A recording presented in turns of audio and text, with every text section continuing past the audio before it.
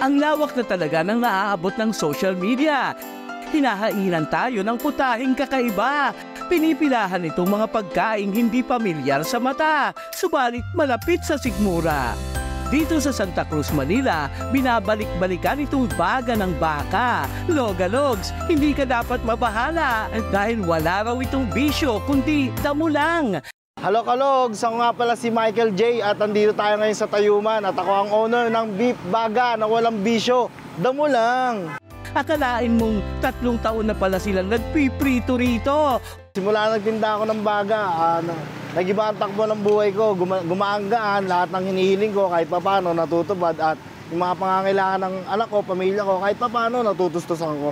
Umaabot lang naman ng 50 to 70 kilos ang nabebenta nila araw-araw. Wow!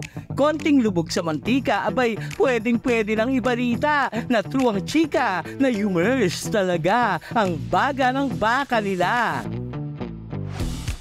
Let's commute naman sa ibang ruta, dito sa Pandacan, Manila, kung saan hindi nanliliit ang adobong dugo dahil uulit-ulitin mo raw ang subo. Hello Kalogs, kain tayo.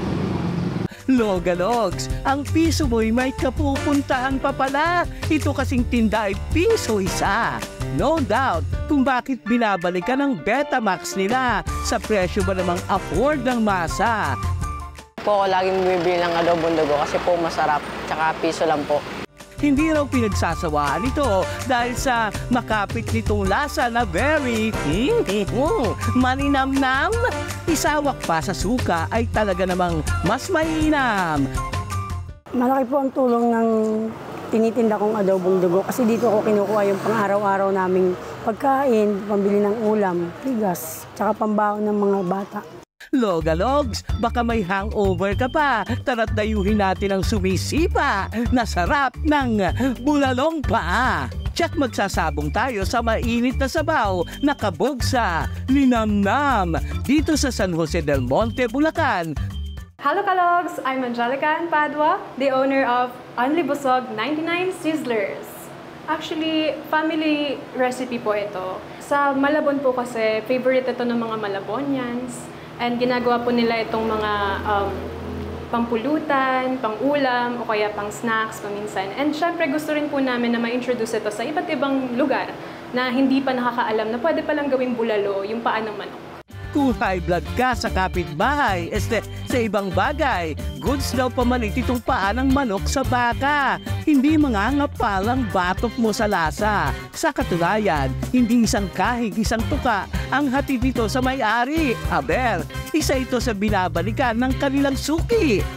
Yung bulalo nila dito na ang paa ng manok, tama-tama yung timpla, malambot yung laman, nahuhulog sa buto. Talagang araw-arawin. Bali, ang sikreto po sa masarap na bulalong paa ng manok ay yung, syempre, unang-unang pagmamahal. Dapat, pag niluluto mo siya, merong halong pagmamahal. And second, dapat fall of the bone siya. Kumbaga, sobrang lambot na yan. So, malaki po yung natutulong nito sa amin. Since yung pagbebenta po ng bulalong paa ng manok, yung mga sales po noon, na pupunta po rin sa pagdadialysis ng father namin. And then second po, gusto rin po namin ipakilala ito, yung pagiging unique nung bulalong paa ng manok sa ibang mga tao na hindi pa alam na pwede palang gawin yon, na pwede palang gawing bulalo yung paa ng manok. Bago man sa panlasa, ang mahalaga'y pumapasa. Kitang-kita naman talaga ang kita. Sa mga taong may tiyaga, tuloy lang sa pag-iisip ng bagong ideya. Balang araw, ang pagpapagal, tsak magbubunga. Kaya Logalogs, let's support small business, lalo na sa mga give na give ang best. Hindi lang basta business-minded, kundi creative.